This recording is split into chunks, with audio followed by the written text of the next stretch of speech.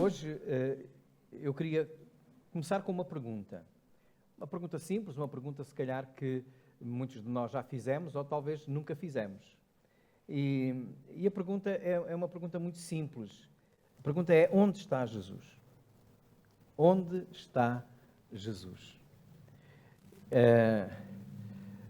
Talvez fosse uma pergunta que pudesse dar, assim, tema para grandes discussões teológicas, não é? Os teólogos debaterem onde é que Jesus está. Esta ideia de saber onde é que Deus habita, onde é que está Jesus, onde é que é o trono, é em cima, é em baixo, ao lado.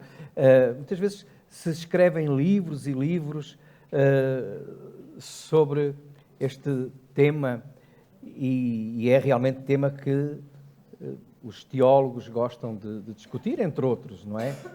Mas a minha pergunta não tem nada a ver com essas discussões teológicas.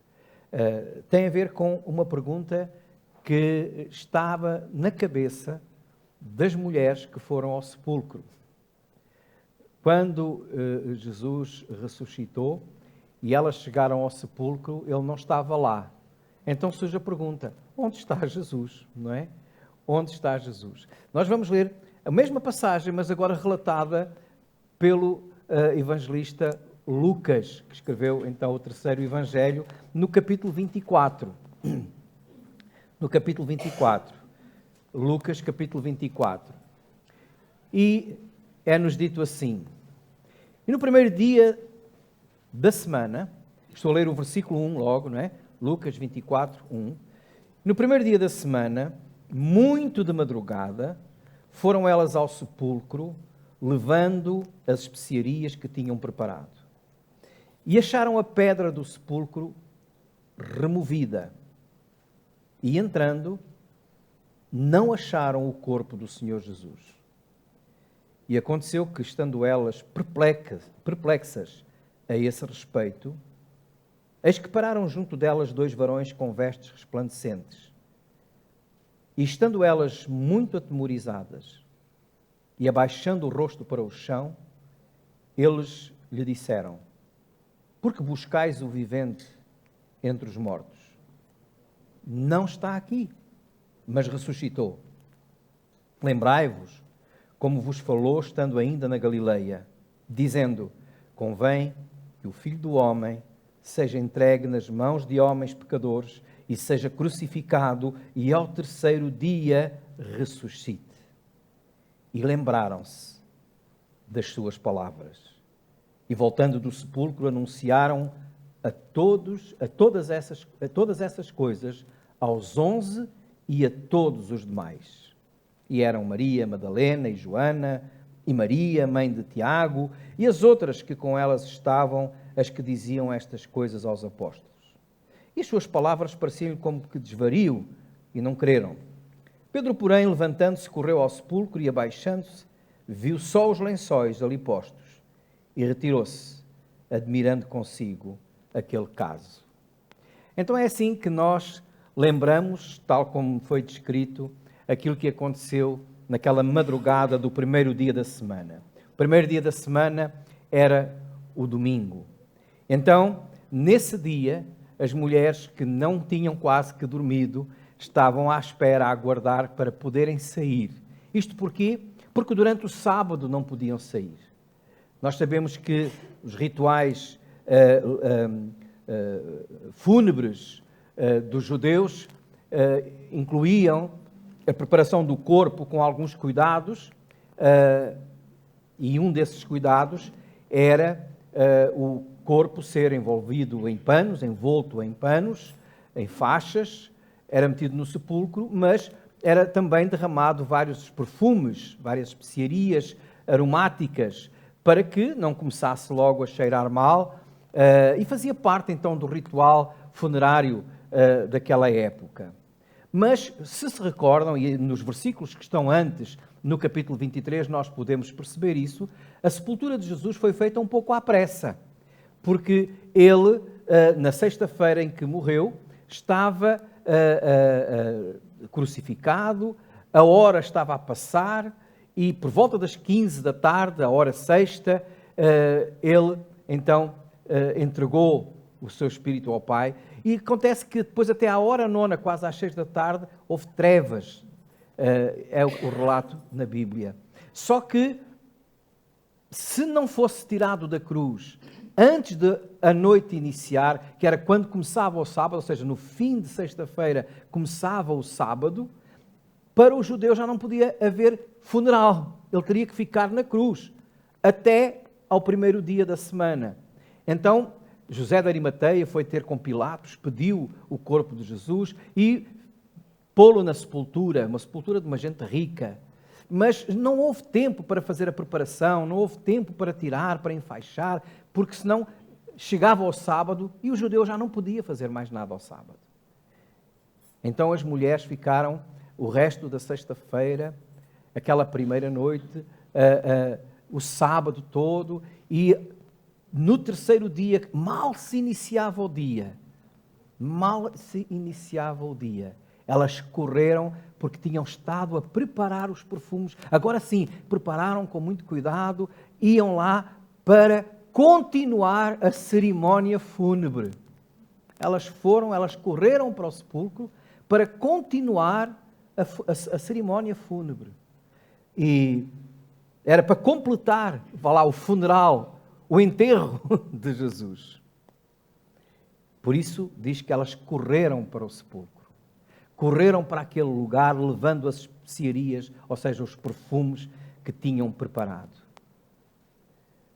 Na verdade, quando lá chegaram, o texto bíblico diz que a pedra tinha sido removida.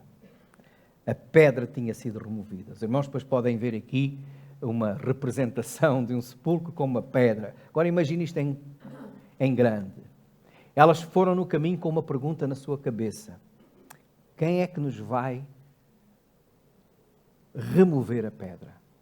Nós não conseguimos.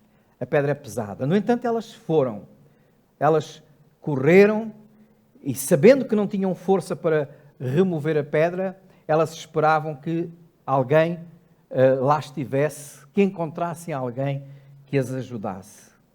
O que elas não imaginavam era que o problema que elas levavam na cabeça já estava resolvido.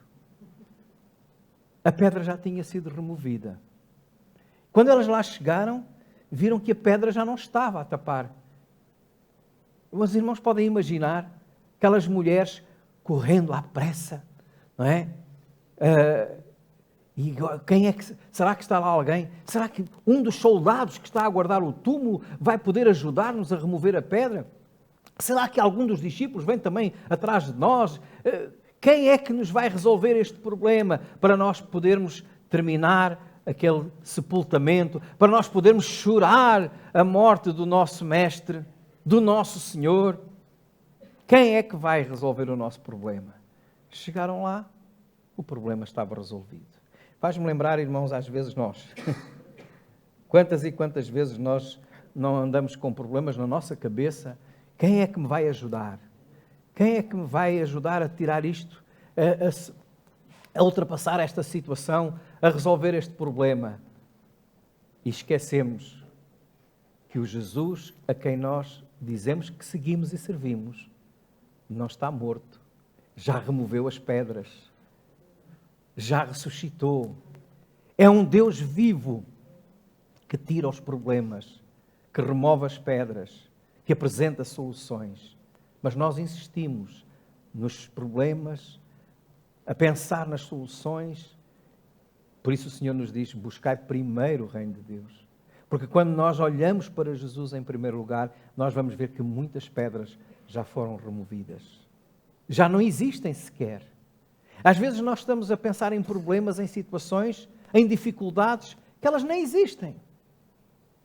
É por isso que muitas vezes vivemos com preocupações. Reparem, uma pré-ocupação, ou uma preocupação, uma pré-ocupação. Pré-ocupado. Nós estamos ocupados de uma coisa, alguma coisa ocupa a nossa mente, ocupa o nosso coração, transtorna-nos, mas nem sequer existe. Já não está lá. Ou nunca vai estar, ou então se esteve, Deus já tirou. Antecipamos muito o mal que nem sabemos se vem. Tenhamos em atenção que a pedra quem remove é Jesus, e Jesus já removeu a pedra. Aquela pedra ninguém podia tirar para as mulheres, porque era Jesus que tinha tirado. Aliás, a Bíblia diz que foram anjos, não é? Um anjo foi e removeu a pedra. Mas veio de Deus o poder, veio de Deus a resposta, veio de Deus a solução. Não importa quem Ele vai usar, importa que nós podemos é confiar nele. Então estas mulheres correram para lá, preocupadas, a sua cabeça ia pensando, como é que vai ser, como é que vai ser? Chegaram lá, não havia problema.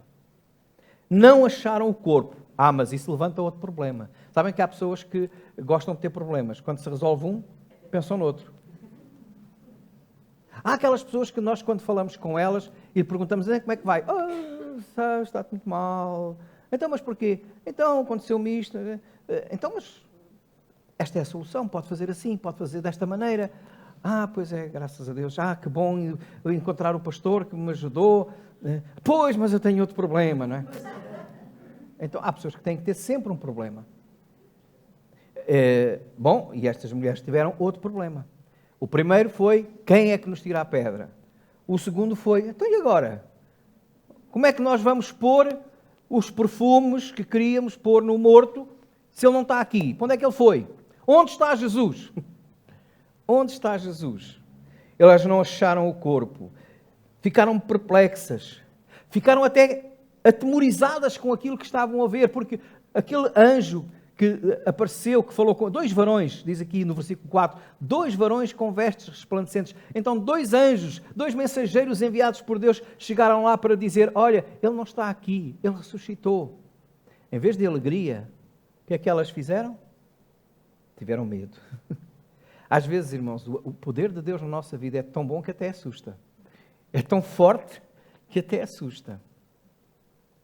Mas estas mulheres ficaram ali perplexas. E a pergunta que eles, quando os anjos falaram com elas, a atitude delas foi uma atitude ao mesmo tempo de respeito, de consideração, porque diz que baixaram a cabeça, e de temor, porque ficaram atemorizadas. Nós às vezes não estamos à espera que o poder de Deus seja tão grande e até nos assustamos. Há bem pouco tempo aconteceu isso aqui na igreja. Há bem pouco tempo a nossa igreja fez uma assembleia de igreja. Orçamentámos, além das nossas capacidades, 35 mil euros, irmãos. Os irmãos sabem que eu não gosto muito de falar de dinheiro do púlpito, mas esta tem que contar. Orçamentámos 35 mil euros para além das nossas possibilidades. Houve uma irmã que perguntou ao pastor da igreja naquele dia, onde é que vamos buscar esse dinheiro? Pela fé. Deus vai providenciar. Nesse mesmo dia, recebemos uma oferta, aliás, já tinha sido recebida, só não tinha sido, era ainda verificada, de 34.980 e poucos euros. Irmãos, eu estou a contar isto para dizer o seguinte, eu assustei-me. Eu fiquei assustado. Porque às vezes nós oramos, mas não acreditamos que Deus tem poder para fazer aquilo que nós achamos que é impossível. E foi possível. Foi possível. Os irmãos que estavam comigo na altura para confirmar aquela oferta, e éramos uns 4 ou 5, já não me recordo bem, ficaram assustados também. Irmãos, Deus é um Deus de impossíveis. E nós temos que aprender a acreditar que o mesmo Deus que teve poder para ressuscitar Jesus, não custa nada fazer um milagre na tua vida.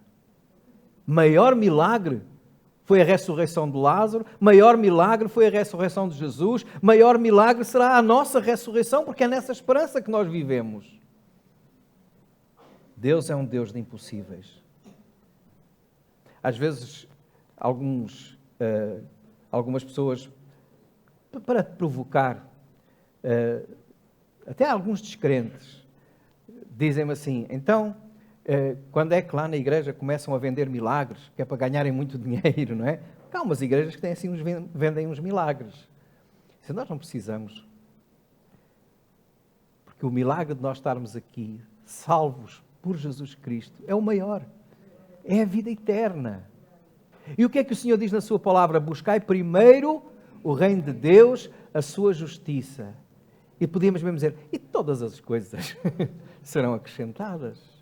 Todas as outras coisas o Senhor diz que acrescenta. Isto não significa, irmãos, que Deus vai fazer tudo o que tu queres. Nem tudo o que eu quero. Não te vai dar tudo o que tu pedes. Porque a Bíblia também diz o quê? Pedis e não recebeis porque pedis mal.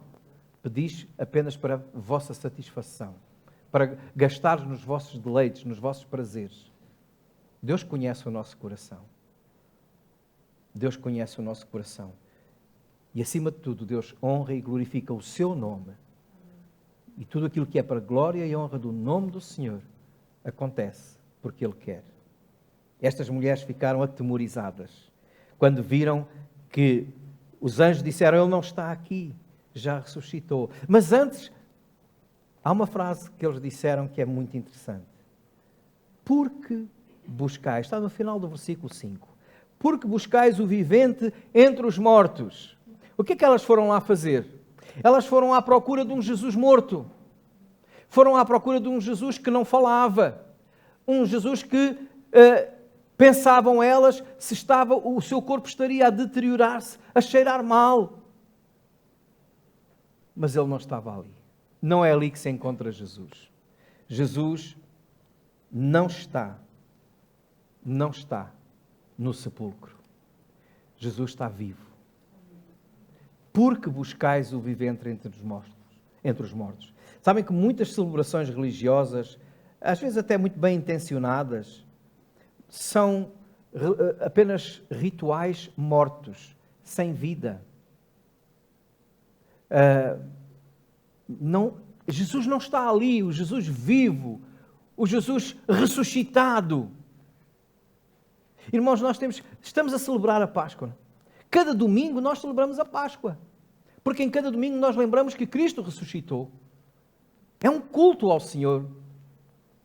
Mas o Cristo que nós adoramos, que nós celebramos, estará cá sempre? Se o anjo entrasse aqui e perguntasse, o que é que estás aqui a fazer? Eu creio que em muitas igrejas chamadas cristãs, ele perguntaria, porquê é que vocês procuram o vivo aqui no meio destes mortos? O livro do Apocalipse fala de uma igreja que dizia que estava viva, mas estava morta. A igreja somos nós. Se nós estivermos mortos, a igreja está morta. Se nós estivermos vivos, a igreja está viva. Mas para nós estarmos vivos, o Cristo ressuscitado tem que reinar no nosso coração. Porque a vida não é nossa.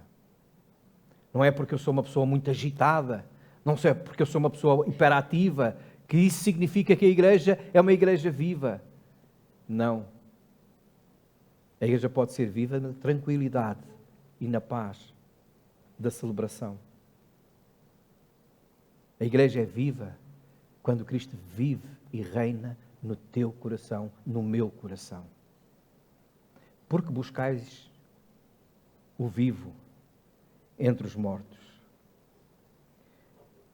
É interessante. Primeiro elas perguntam, mas onde é que está Jesus? O sepulcro está vazio. Aqueles anjos trouxeram uma mensagem dizendo, ele não está aqui. Mas onde é que vocês vão procurá-lo? Aqui? Onde é que nós procuramos vida? Há pessoas que procuram vida em muitos lugares. Num divertimento, numa festa, numa celebração, às vezes até num culto.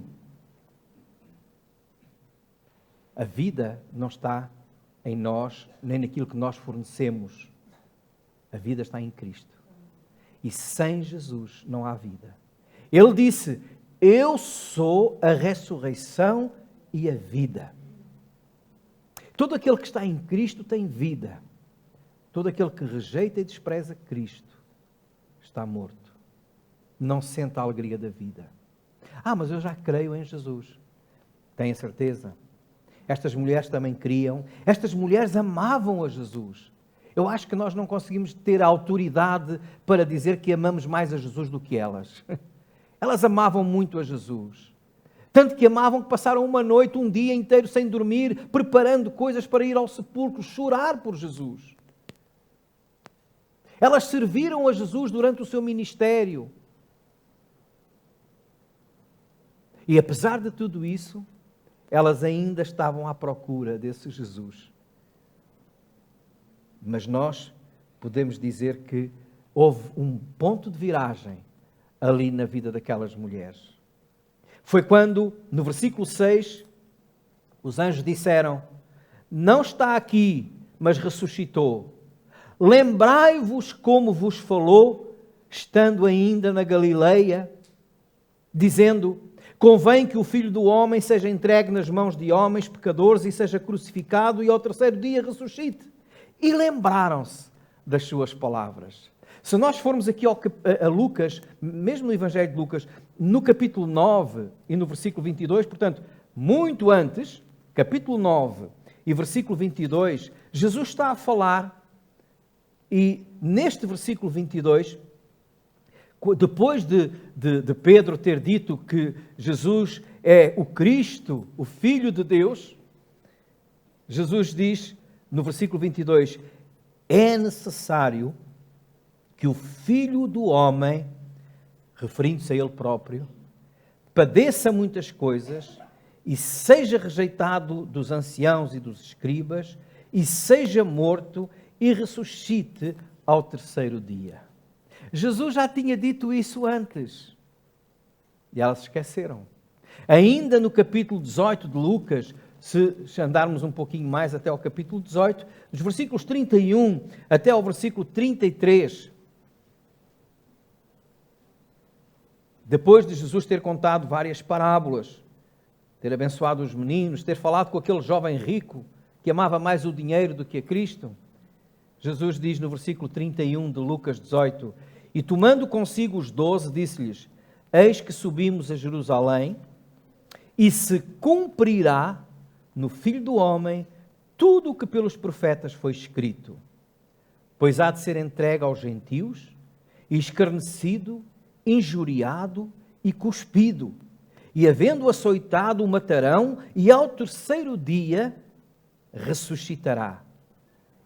E eles nada disso entendiam, e esta palavra era-lhes encoberta, não percebendo o que se lhes dizia.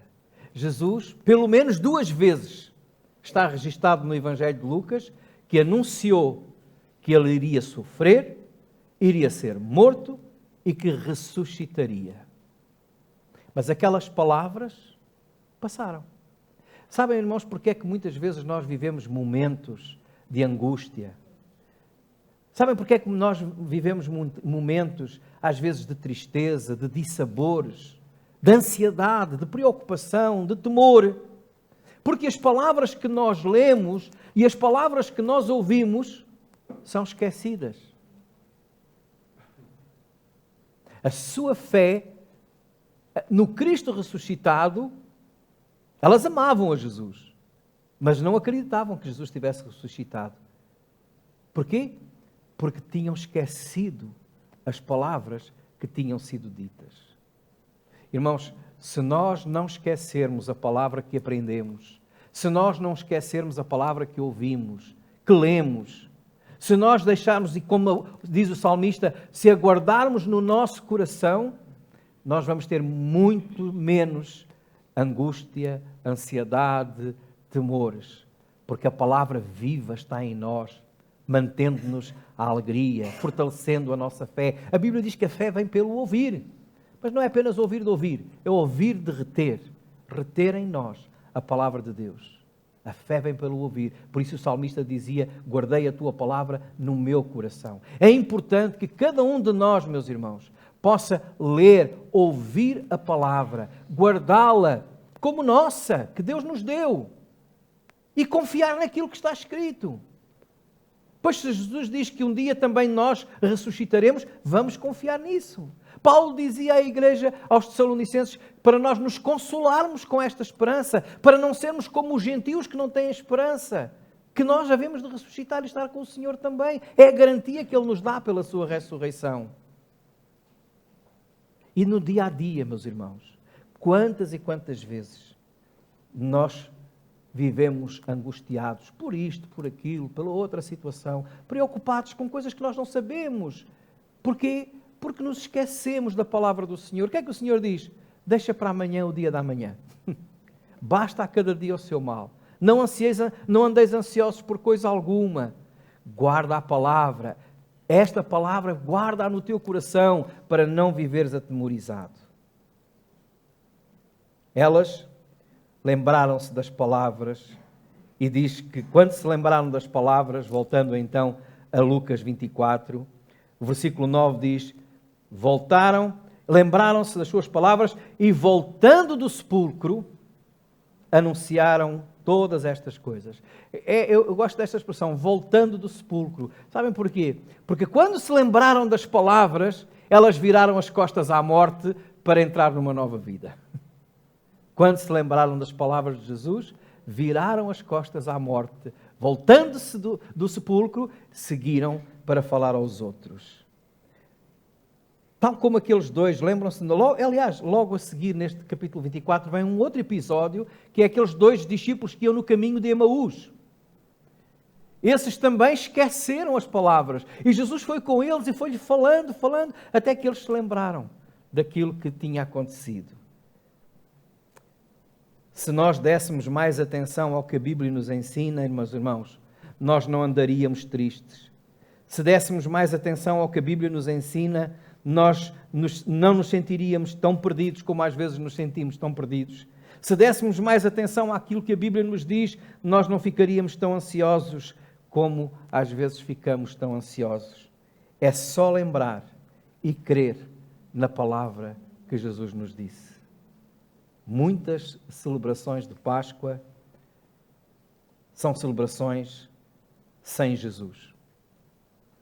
Nós hoje vivemos dias em que a celebração de Páscoa tem muito, já disse aqui este fim de semana, tem muito coelho, muito ovo, muito chocolate, não é? Mas o Cordeiro de Deus que tira o pecado do mundo não está lá. A cruz de Cristo não está lá. A fé numa sepultura vazia também não está lá. Onde está Jesus? Jesus não está na cruz? Porque Ele ressuscitou. Jesus não está num sepulcro? Porque Ele ressuscitou. Jesus não está nos rituais das igrejas ou religiosos?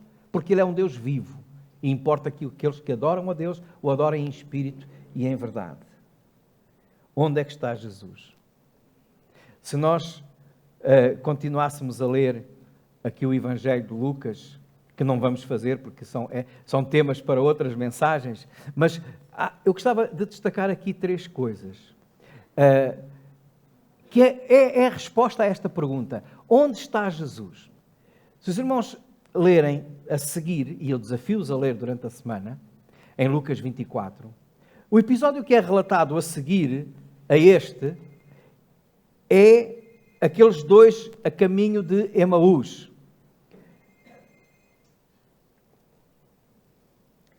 E aqueles dois a caminho de Emaús viveram uma experiência única. É que o Jesus vivo, caminhou com eles cerca de 11 quilómetros. A Bíblia diz que eram 60 estádios, não é? A distância que eles tinham que percorrer é à volta de 11 quilómetros. Jesus foi andando com eles, foi falando com eles. O episódio começa, como é que vocês estão tristes? O que é que aconteceu? E Jesus foi explicando tudo o que tinha acontecido. Depois desse episódio, dos que estavam a caminho de Emaús, aqueles que eram discípulos de Jesus estavam reunidos num lugar, também eles com medo, duvidosos. E Jesus aparece no meio deles e diz: paz seja convosco. E depois o terceiro episódio que vem a seguir é Jesus com os seus discípulos e é aquilo que é chamado a ascensão. Jesus subindo ao céu, com eles olhando. Eu diria que estes 3 episódios dão-nos a resposta à pergunta: Onde está Jesus? Sabe onde está Jesus? Jesus está caminhando ao lado daqueles que são seus. Vai connosco no caminho. Vai nos ajudando. Sabe onde é que está Jesus? Jesus está no meio do seu povo, trazendo a sua paz a todos nós. Sabe onde é que está Jesus? Jesus está no céu, intercedendo por cada um de nós, preparando um lugar para cada um de nós. Mas para que tudo isto aconteça, nós temos que dar uma resposta. Sabem qual é a resposta? É aquela que Jesus mesmo faz em Apocalipse 3:20. Estou à porta e bato. Se alguém abrir a porta, eu entrarei em sua casa, com ele cearei e ele comigo.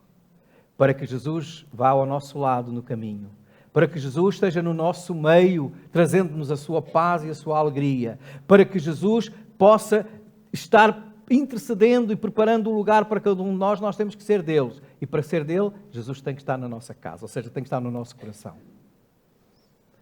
Onde é que está Jesus? No meu coração. No teu coração. Amém. Se não está, se não tens a certeza, então hoje é o dia de dizer, Senhor, eu abro o meu coração para ti. Não quero ir mais buscar ao sepulcro vazio, mas quero ir a ti. Aceita-me. Habita em mim. Dá-me o teu Espírito. Dá-me vida e vida com abundância. E pergunto, onde está Jesus? Agora a resposta é cada um de nós que tem que dar. Eu posso dizer, Ele está no meu coração. E por isso eu sei que Ele anda comigo. Ele me dá-se a sua paz e prepara um lugar para mim. Louvado seja o Jesus vivo e ressuscitado. Aleluia.